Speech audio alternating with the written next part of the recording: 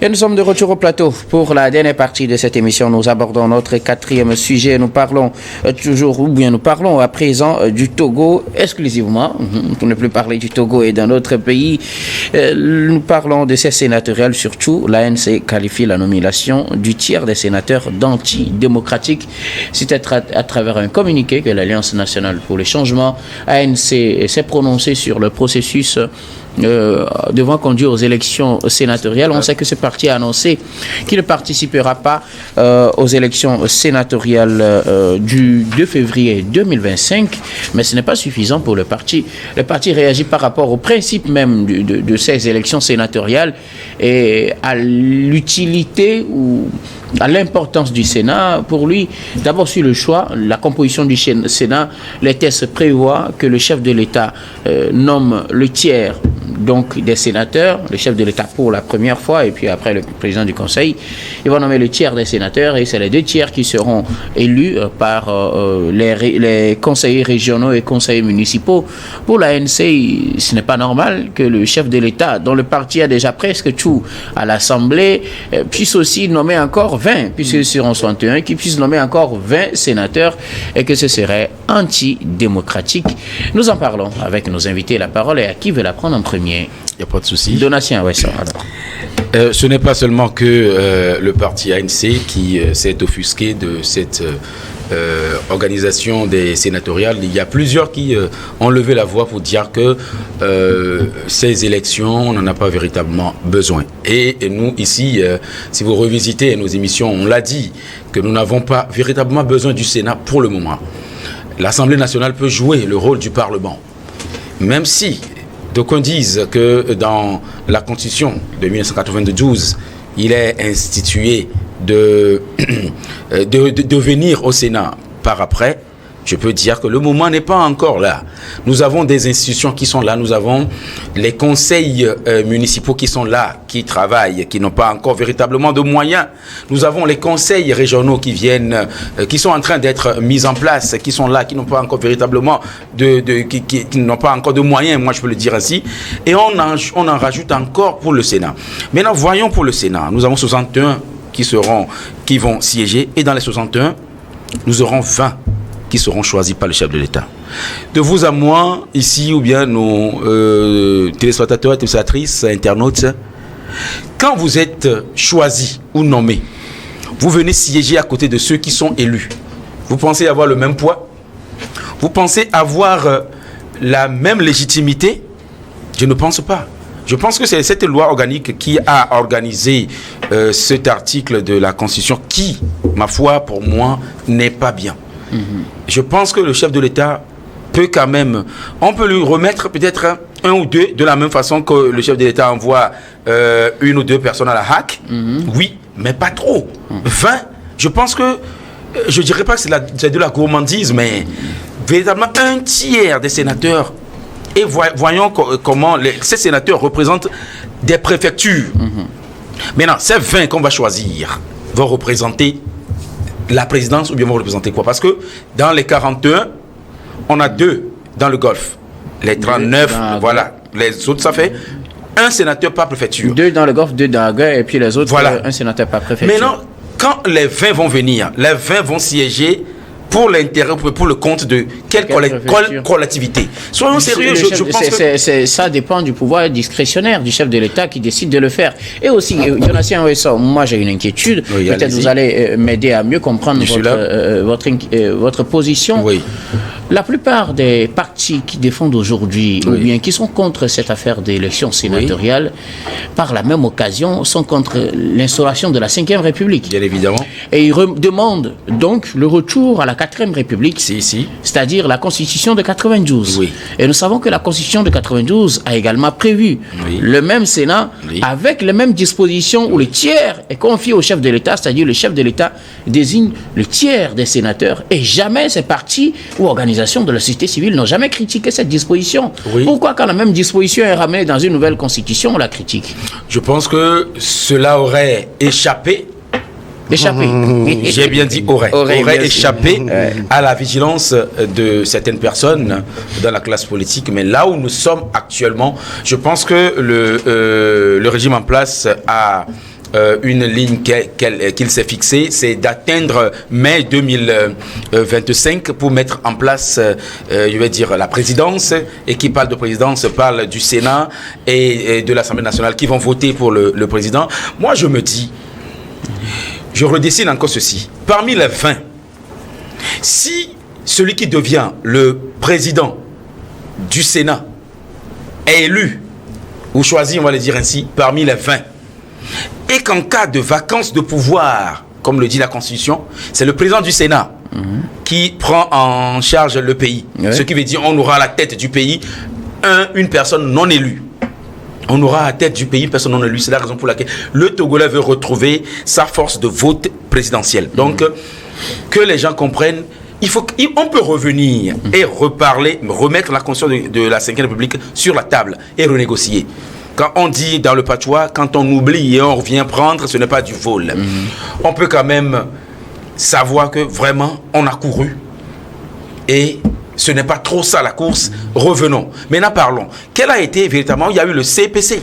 Est-ce que avant que la Constitution de la Ve République ne soit votée, est-ce que cela a été déposé au CPC pour une petite réflexion? Non. Est-ce qu'on a fait la même réflexion? J'aimerais poser la même question pour la Constitution de 92 que la plupart de ces organisations vantent tant qu'ils présentent comme étant la meilleure. Il y a eu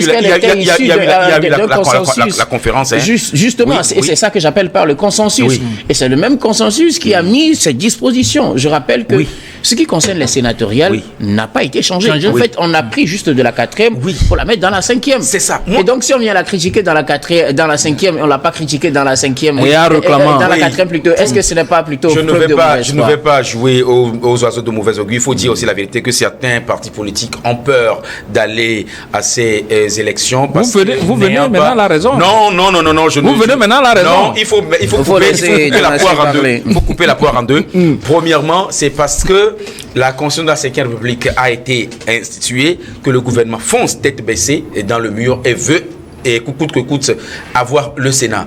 Et aussi certains partis politiques, parce que quand nous prenons les 1500 et quelques, j'ai pas trop le nombre en tête, et quelques conseillers municipaux, ajoutés aux conseillers régionaux, la part qui revient au parti au pouvoir est très énorme. Hein. Donc, est-ce que c'est ça qui fait qu'on critique les dispositions actuelles ou bien les dispositions en soi ne sont pas les bonnes? On est en politique, il faut prendre toutes les brèches pour les utiliser.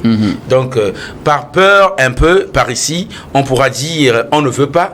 C'est comme quand on a arrêté les... N'est-ce pas plutôt les résultats? N'est-ce pas plutôt les résultats d'un mauvais score aux élections législatives tout a été biaisé en amont. Régionales et locales. Oui, tout a été biaisé en amont. Nous voyons très bien comment ça a été. On avait dit ici, même pour ces élections régionales et couplées avec les législatives, on a vu ce qui s'est passé dans certains bureaux de vote. La Cour constitutionnelle n'a pas parlé. Je ne suis pas d'accord avec vous. Non. Vous avez vu des choses. Je ne suis pas d'accord avec vous. Il y a des images, des images montées, des images comme on appelle, ne faut pas voir. Des images montées là, je suis ahuri. On va pas faire ce débat. On va pas faire ce débat. Les débats ne concernent pas ces élections. On parle plutôt des élections sénatoriales et de la nécessité de nommer ou de ne pas nommer le tiers des sénateurs par le chef de l'État. Alors, pour l'ANC, permettre au chef de l'État de nommer le tiers de ses sénateurs, c'est-à-dire 20 sur les 61, c'est antidémocratique. Que dit l'ANC cherche juste des moyens pour justifier sa fuite en avant. Cette disposition constitutionnelle, je rappelle que c'est une disposition constitutionnelle qui existait déjà dans la 4e République. Et la Constitution de 1992 prévoyait déjà l'instauration du Sénat. Et il y a le tiers des sénateurs qui sont nommés par le chef de l'État. Donc, cette nouvelle constitution, la constitution de du 6 mai 2024, a juste ramené les mêmes dispositions, sauf que cette fois-ci, c'est le président du conseil qui devait nommer ces tiers. Mais étant donné que nous sommes dans la phase transitoire, c'est-à-dire que l'application des dispositions, je pense 95 et suivant de la nouvelle constitution qui permet au chef de l'État de garder ses prérogatives la Constitution de 1992 jusqu'au 5 mai 2025, le chef de l'État a l'obligation de nommer le tiers des sénateurs. Et c'est une disposition constitutionnelle et ANC savait depuis 1992. Donc ce n'est pas aujourd'hui que l'ANC prend connaissance de cette disposition constitutionnelle, sauf si ils ont lu la Constitution mais ils ont oublié une partie.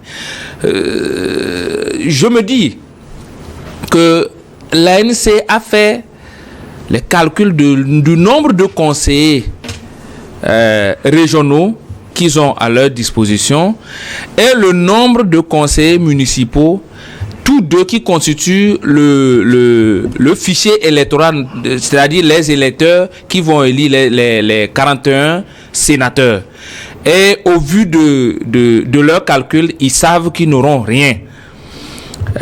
Au lieu de passer par les mêmes moyens, les mêmes méthodes, le même chemin qui a permis à M. Jean-Pierre Fabre d'être aujourd'hui maire de sa commune, il faut dire qu'il ne pouvait pas gagner les élections si c'était ainsi, parce que il y avait eu une combinaison entre le parti uni et le parti ANC pour que Jean-Pierre Fabre puisse devenir maire dans sa commune. Au lieu de passer par le même chemin pour avoir au moins quelques conseillers régionaux, ou au lieu de s'entendre avec les autres partis de l'opposition, tels que le chef de file de l'opposition, Aimé Gogué, le demande à tous les oppositions aujourd'hui pour que les 600 et quelques conseillers communaux et régionaux qu'ils auront sur la totalité, pour essayer d'avoir quelques conseillers régionaux, ils trouvent plutôt un moyen tel que la DMP, d'autres partis politiques de courir en avant disant que non, ils ne vont pas participer à cette élection. Mais tant mieux s'ils ne participent pas à cette élection. Je pense que le parti a dit va participer à cette élection. Le parti de MPDD a déclaré vouloir participer à cette élection. Le parti PDP aussi, qui a quelques conseillers, vont participer à cette életion. Il y a des structures de la société civile. L'UFC va participer. Les structures, les partis comme Bâti. Voilà. Bon, il y a plein de partis politiques qui vont participer. Donc l'ANC et les partis regroupés dans la DMP seuls ou bien le CAR ne font pas l'opposition togolaise. L'opposition togolaise, elle est plurielle.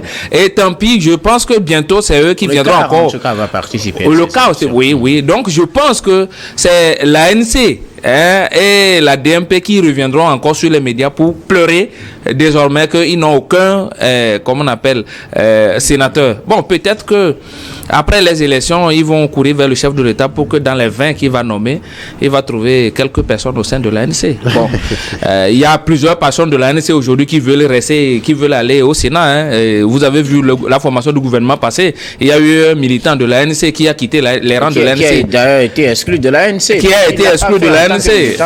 Voilà, donc après la nomination que le chef de l'État fera. Puisque je voulais répondre immédiatement à M. Donancé qui parlait des 20 personnes qui seront nommées. Oui.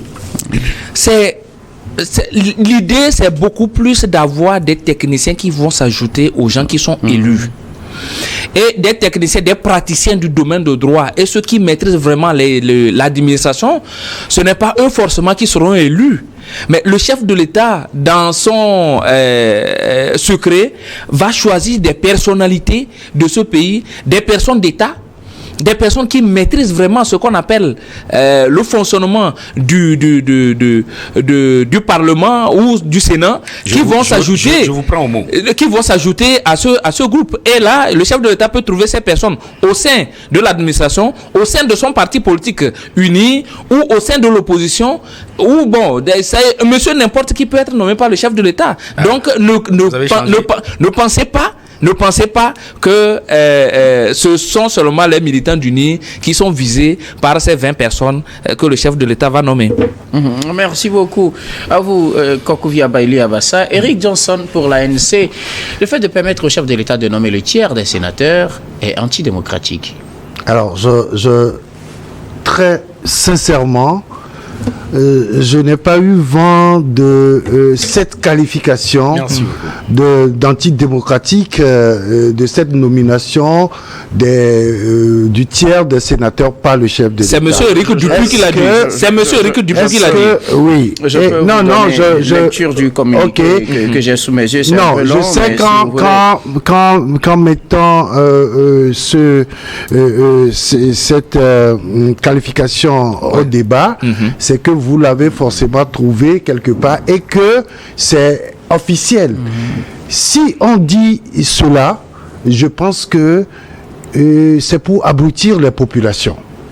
Voilà. On ne peut pas dire que la nomination du tiers des sénateurs est antidémocratique. Surtout que c'est constitutionnel. Si cela est acté dans notre Constitution. Ne considérons pas la Constitution de la Ve République, mais reprenons la Constitution de la 92. Je vais vous juste lire une phrase de ce communiqué, comme ça vous serez un peu situé. Merci. C'est au deuxième paragraphe. Bon, non, je pense le troisième, parce qu'on dit le premier paragraphe, c'est l'ANC, c'est juste. On dit, l'ANC considère que cette méthode de désignation constitue une fois de plus une atteinte grave aux principes démocratiques et n'assure pas l'équilibre des institutions qui devrait garantir un véritable état de droit. Alors, dit comme cela... Ça, c'est dans le communiqué. Si vous voulez, je peux vous donner les références du communiqué. Non, je considère que c'est un communiqué de l'ANC. Mais je dis, en disant cela, c'est une manière d'abrutir les populations. Parce que la nomination du tiers des sénateurs se trouvait déjà dans la Constitution de 92. Si on dit qu'on n'est pas d'accord avec la Constitution de la Ve République, je pourrais encore comprendre. Mais dire que cette nomination est antidémocratique, ça veut dire qu'on renie tout simplement la Constitution de 92. Oui, si vous voulez, à l'article 52, atteinte au principe de démocratie. Démocratie. Ne soit pas trop long. Oui, je crois que l'ANC a dit clairement qu'elle ne va pas accepter l'instauration de la Constitution ou bien l'instauration d'une 5e République qui a été faite de manière un peu antidémocratique. Là, c'est ce que l'ANC avait dit. Et donc aujourd'hui, dire que cette nomination est antidémocratique, je crois que ce n'est pas du tout bien. On peut contester la Constitution de la 5e République, d'accord, mais dire que cette nomination est antidémocratique, alors que c'est contenu dans la Constitution que nous avions votée en 92, je crois que ce n'est pas une bonne manière de faire la politique, à moins que l'on donne une autre explication à ce qu'on veut dire. Maintenant, vous voyez ce qui se passe. L'idée que ceux qui ont rédigé la Constitution de 92 ont eu du Sénat, c'est que le Sénat est la chambre haute du Parlement. Et quand on parle de chambre haute, c'est que il y a des lois qui sont votées à la chambre basse qui sont réétudiées au niveau de la chambre haute. Comme tel, je dis, même là, le décret qui institue le Sénat aujourd'hui, est-ce qu'on peut parler de décret ou l'ordonnance qui a été signée par le chef de l'État qui parle de la composition du Sénat, les attributions du Sénat, etc., dit clairement que pour être sénateur, il faut savoir lire, écrire et parler la langue officielle.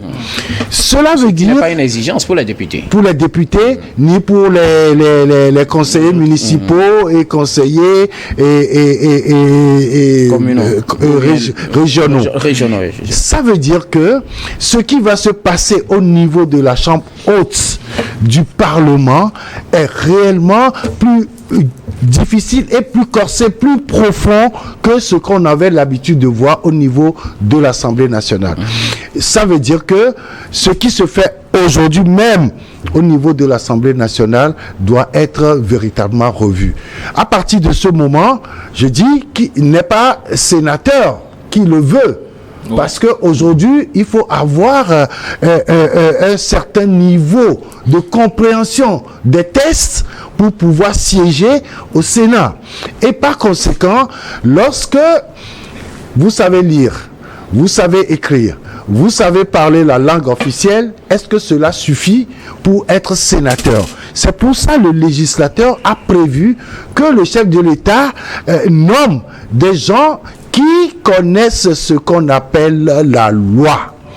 Et donc, à partir de ce moment, je ne vois aucunement comment on peut traiter cette nomination-là de non démocratique alors que c'est contenu dans notre Constitution. Et pour finir, je dis, et quand vous lisez cette ordonnance-là, vous voyez qu'il y a beaucoup de restrictions par rapport à ceux qui seront candidats. Et là encore, il faut le dire, ce n'est pas pour faire chose à un parti politique qu'on a dit que le corps électoral est composé de conseillers municipaux et de conseillers régionaux. Le corps électoral, ce n'est pas le corps électoral qui va élire un président de la République. Là, il faut voir le niveau où on met un Sénat qui doit forcément travailler pour le pays. Merci beaucoup à vous tous pour vos contributions. Quelque chose à ajouter, Donatien? Oui, je le réitère encore à l'étape où nous sommes actuellement au Togo. On n'a pas encore besoin du Sénat. Mais bon, ça sera acté. Et sachez que ça sera un peu difficile parce qu'il faut. Ce Sénat va s'apparenter un peu comme aux législatives. C'est les partis politiques ou soit les indépendants.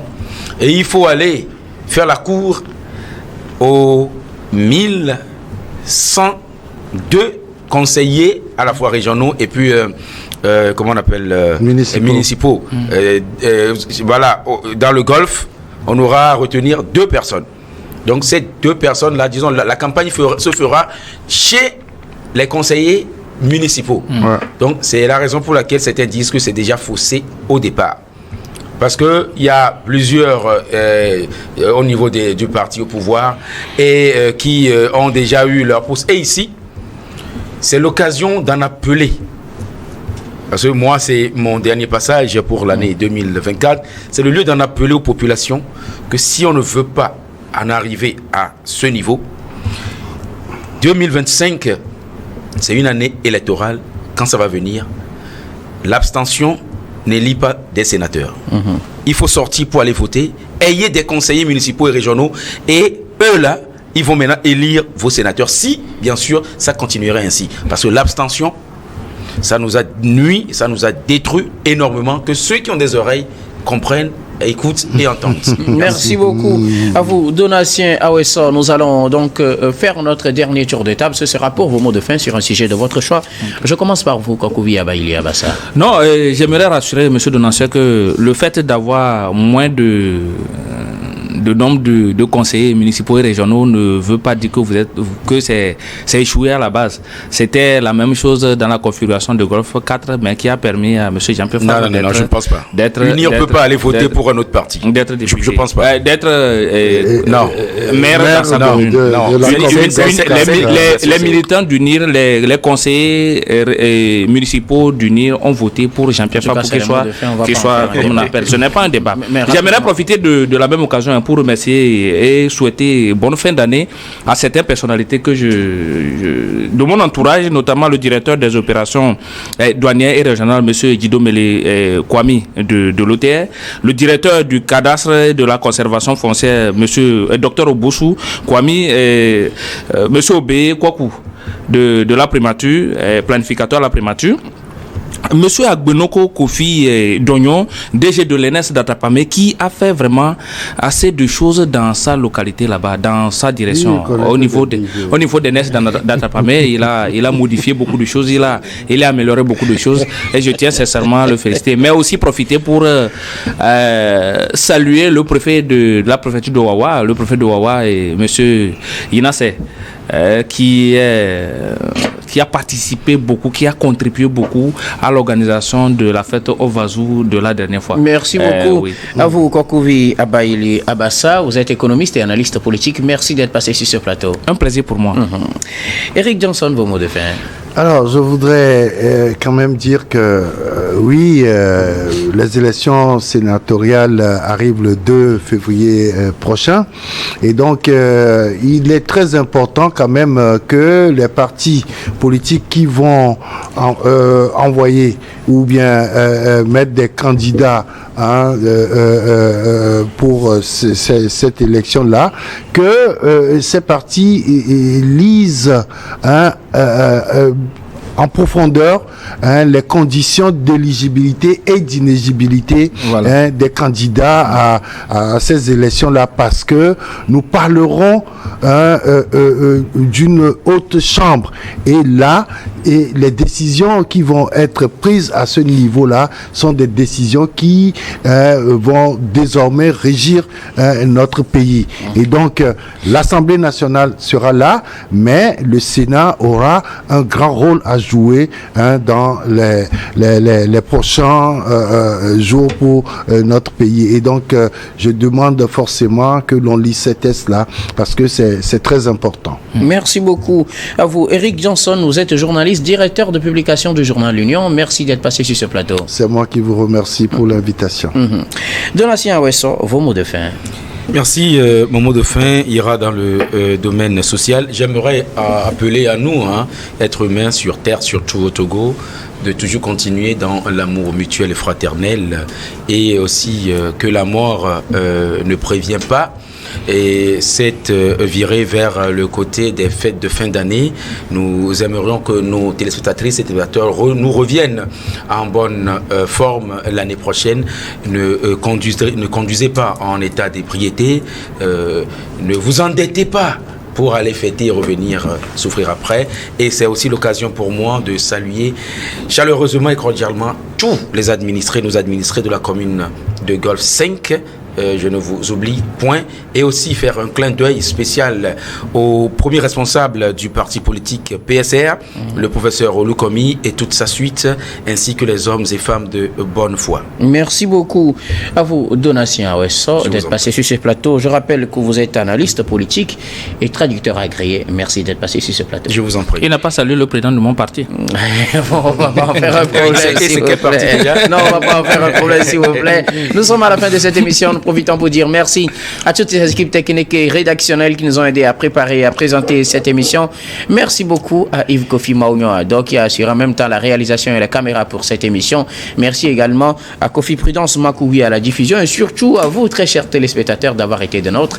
C'est la fin de ce numéro de Regard Croisé et de toutes les présentations de cette semaine. Je vous retrouve la semaine prochaine avec le même plaisir pour d'autres numéros.